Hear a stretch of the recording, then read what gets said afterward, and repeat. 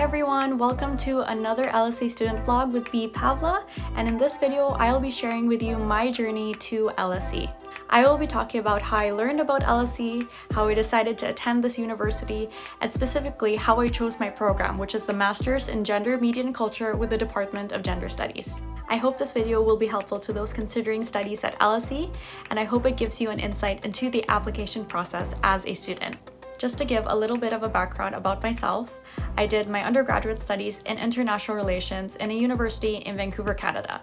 So most of the courses I took were in political science, economics, history, and other social sciences. And what I found that was most common throughout these courses was that LSE was often mentioned, whether it was the research, the professors, other people who studied and worked at LSE, because they were important and at the forefront of these disciplines. I even remember one of my professors saying in class that if you wanted to pursue further studies in international relations or a related discipline, LSE was the university to be. So this is basically how I was introduced to LSE. I also learned that world leaders, whether that's in government or non-government organizations or international organizations, have studied at LSE. So its prestige in the field was definitely a main draw for me. So then I knew that I wanted to study at LSE at some point, but the thing was I didn't know what master's degree I wanted to pursue.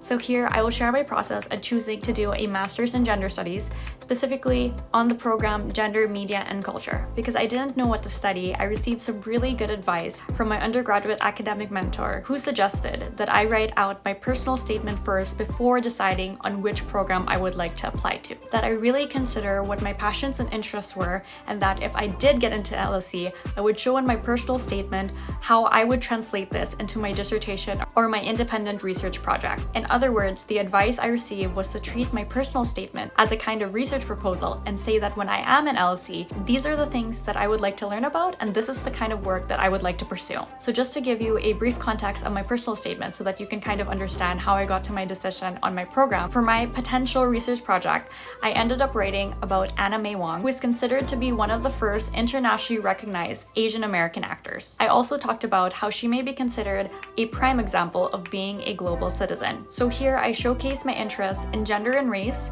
particularly in media, and I also showed how this related to my background in international relations. I'm not going to go into further details on my personal statement, but having done my personal statement first without any restrictions or parameters of having already chosen a specific program, it allowed me to discover what I was really interested in and what I wanted to pursue in my master's studies. So following writing my statement, basically what I did was just go through the list of programs on the LSE website, and I looked to see which program would be most fitting to my interests, but also which program would give me the skills and the knowledge to be able to pursue the kind of project I was wanting to do. I would also like to note that this exercise of writing out the statement ahead gave me an idea of what potential career paths I would like to pursue, and I think that's also another important thing that you should be considering when picking out your master's program. So my statement showed that I was interested in gender and race, media studies, film studies, and globalization, and having all these considerations in mind, I found that the Masters in Gender Studies,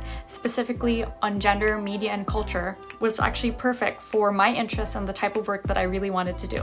And at the time of recording this video, I've already gone through the 2 teaching terms. I am now starting to work on my dissertation, and I do have to say that this program does fit into my interests, and even better, has given me a wider perspective in terms of future career. I will reveal though that my dissertation topic has changed. It is completely different, but that is the beauty of going through the master's programs at LSE. You will quickly begin to learn that there is just so much more than you thought going into it. For example, I have also just started on my summer internship, which is with an international hotel chain, and I am working in their global luxury brands department, which is something that I honestly never expected I'd be able to do. But I am definitely excited and looking forward to this and many other opportunities that will open up following the master's program at LSE. So to sum it all up, I am extremely grateful to my undergraduate academic advisor, and of course to Anna May Wong, because I would not be here at LSE without them.